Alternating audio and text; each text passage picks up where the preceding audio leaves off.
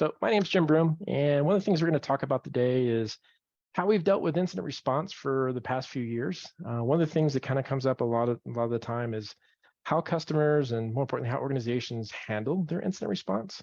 What you've heard in the previous panel is really themes that we went down, such as patch management is obviously a critical thing, having a plan in place, and more importantly, testing those plans when prior to the event happening. But one of the things that commonly comes up when we're dealing with those type of events is the actual human factor. People do take these things personally.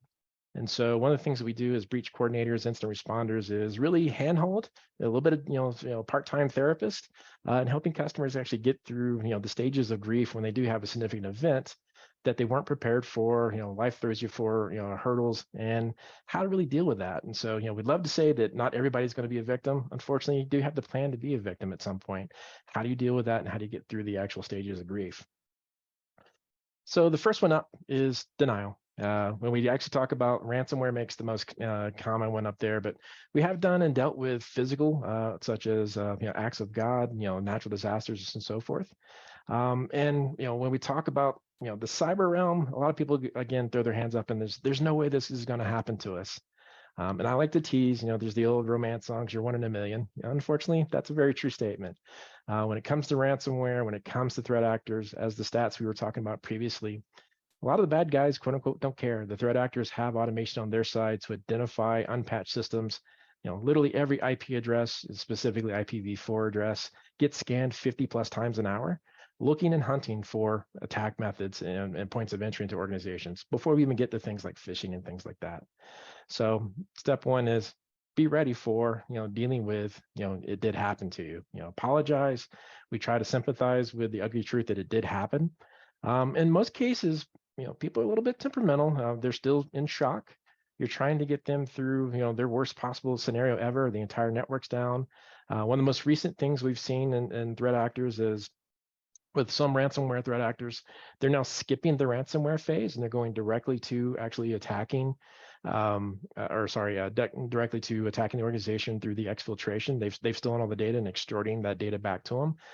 But to let them know that they were there, they're actually attacking the hypervisors, such as Black Cat as an example, where they actually logged into the unpatched VMware servers and shut down all the VMs, which takes down the domain controller and prevents things from actually working inside the environment. And then from there, locked them all up with a form of ransomware that actually works on Linux or the ESXi systems. So again, did it take down all the workstations? No. Did it take down most of the servers? Yes. It was impactful for the organization, but the main ugly truth is an attack did happen. So let's get the customer, let's get the organization prepared that it's going to happen. How fast can we get past this denial phase and actually focus on moving forward? The next one is the one I highlight the most. I can definitely give you guys war stories about anger. Anger is the least productive stage of grief that we'll go through. Tons of finger pointing. Literally, I've had to actually separate executives from IT people. They came to blows in the middle of a room. They're from accusations. Why did this happen? To literally hearing a CEO yell at an IT manager, why didn't you advocate for this solution better? So finger pointing, it's completely disruptive. It's useless. It's just going to, ruin the morale of the organization. And more importantly, it doesn't get things moving forward, for the organization. So again, it's very unproductive. But if anything, you try to really be sympathetic to everybody in there, and more importantly, be the coach. Make sure that you're there to actually help them. Like, we've seen this before. This is how we get through there. The one thing I will tell people to do, especially when we talk about managers, is some of them are passionate, I believe is the polite term. And, they go off on one of the employees, and the employee gets upset, rightfully so, and walks out the door. That's one of the reasons why we hearken to the fact that anger is very unproductive. The last thing you want is to have, everything's in a pile. The one or two people that know where everything is at, where the skeletons are buried, are upset and they walked out the door. That's a huge technology and knowledge loss that we can't recover from, because again, many times things aren't documented correctly or printed out in that 3-ring binder. So again, it's help the organization refocus, really make sure everybody's there, they're working together, and we can get past the finger pointing and the name calling and things like that as fast as possible. Bargaining. This one comes up a lot. You will have heard through conversations I've had, again, CIOs, CISOs will thump their chest and proudly state they'll never pay for a ransom. Unfortunately, the reality is, they may have to. They may actually have to have that conversation. So, bargaining is literally straightforward and transitive. In this case, if I bought a piece of software, would it have stopped this? Or can I recover quickly by changing my software? The answer in most cases is no. The damage has already been done. So again, it's what are your backups? What are your procedures? How fast can you get your backups up and going again? In the case of the ransomware I was alluding to, specifically, it's about what can you recover? How can I minimize the amount of negotiation I may have to do? In many cases, you'll find out that this server, that server, maybe only a handful of servers are critical to the organization to get back online and get back into business. So when talking with the insurance provider that may have a negotiating company on hand, that's very important and very tactful information. I don't need everything. I just need these handful of systems to be able to get back in the line, back online, and back in business.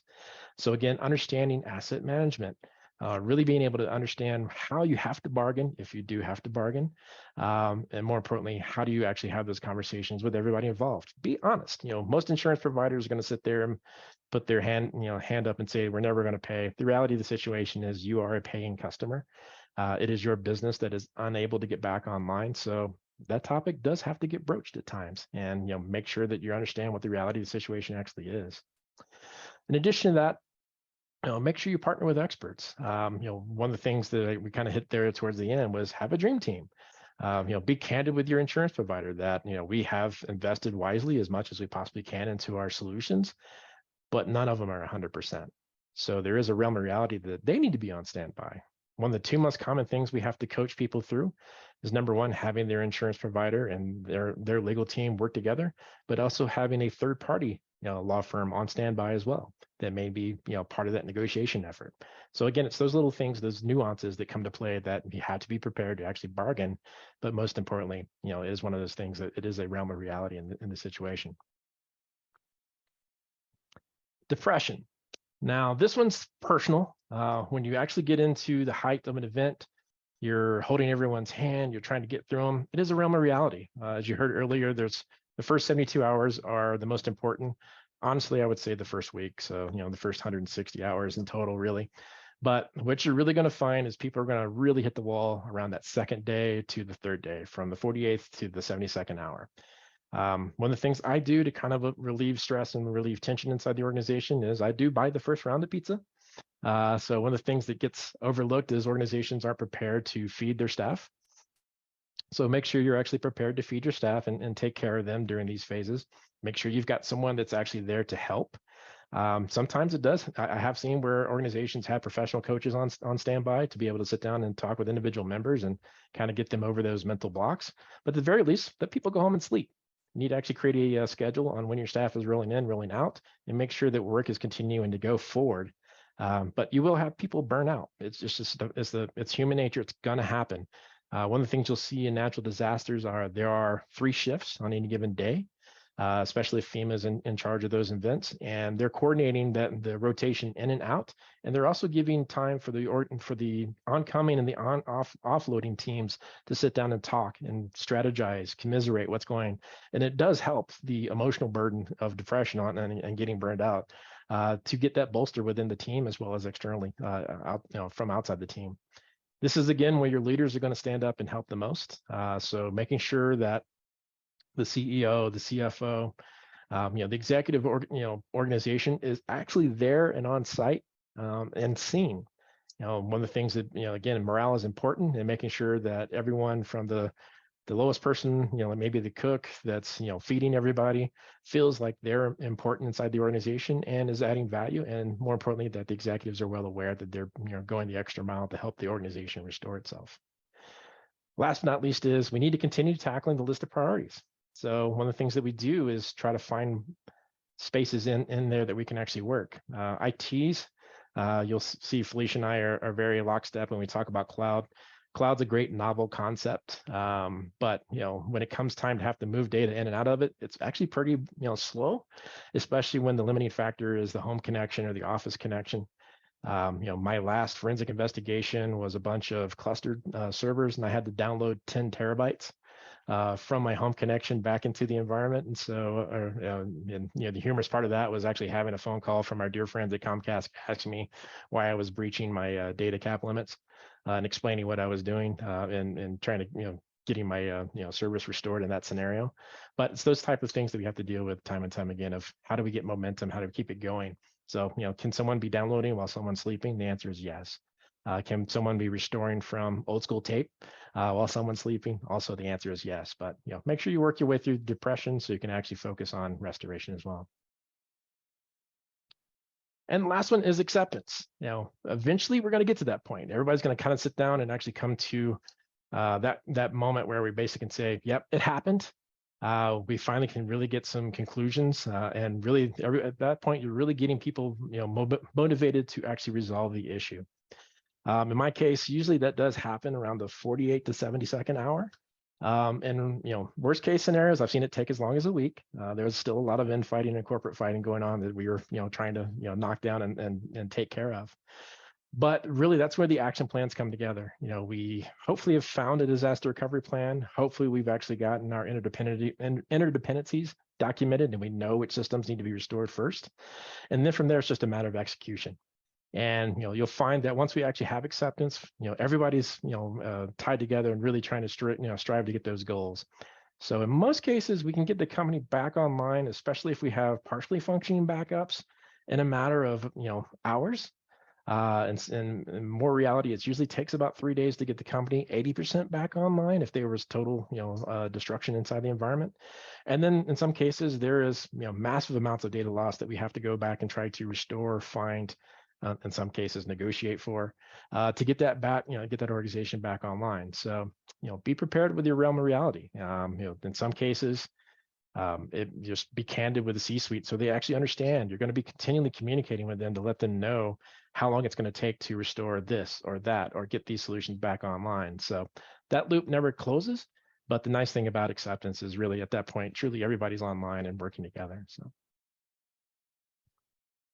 So how do we really kind of tie this off with a bow? You've heard us before in just the previous session there, which is go through your tabletops, test them, kick the tires, break them, make sure you actually understand the nuances on getting a company back online. During the pandemic, we got thrown for several challenges. First and foremost was a lack of hardware because of the chip shortage globally. So how do we get a dozen laptops? In some cases, it was literally sending somebody down with a corporate card to multiple Best Buys in their immediate neighborhood just to get functioning systems on available to the organization to actually start recovering. In the case of Black Cat, one of those most interesting wrinkles is previously when we would talk about recovery, we talk about how fast can we get a working domain controller online, because the domain controller lets people log in, more importantly, allows us to install software with service accounts and so forth and start recovering. But in essence, with the Black Cat attack and the twist to attacking the hypervisors, we actually have to first go and actually restore basic server infrastructure. The good news is, restoring ESXi is not that, it's about a 15-minute exercise, but that's 15 minutes of spending just, rebuilding an actual core system before you can actually start feeding servers onto that platform. And then, from there, I strongly recommend, it is my company. So we do pen testing, but I can't tell you how valuable a good pen test always is, regardless of where it comes from. It is your reality check, and that's the way you should actually approach a penetration test. It's your chance to use the boxing metaphor to get punched in the mouth, see how the organization reacts to actually being directly attacked. And more importantly, it allows you to gauge how much visibility you have to spot an attack. Now, one of the things we highlight time and time again during the tabletops, especially when the ones that come from some of the insurance providers for free, they gloss over the half a dozen events that happened prior to the ransomware detonating that could have been a point of detection to preventing the actual event from happening in the first place. So again, having a good pen test that walks you through every step of the way that the pen tester is going to break into the organization and making sure you have visibility stories around those. And most importantly, the last bullet point, make sure someone's watching. As part of as a forensic investigator, one of the things I can tell you is most ransomware events lit off at least 6 to a dozen different alarms prior to the actual ransom event occurring. In most cases, it was the anti-malware flagging that no one was looking at. So, keep in mind, one of the biggest things you're looking at when you're looking at managed service providers, is to make sure someone's actually watching your back while you're home asleep and after hours and so forth. So, security is a 7 by 24 thing. It's not a 8 by 5 thing.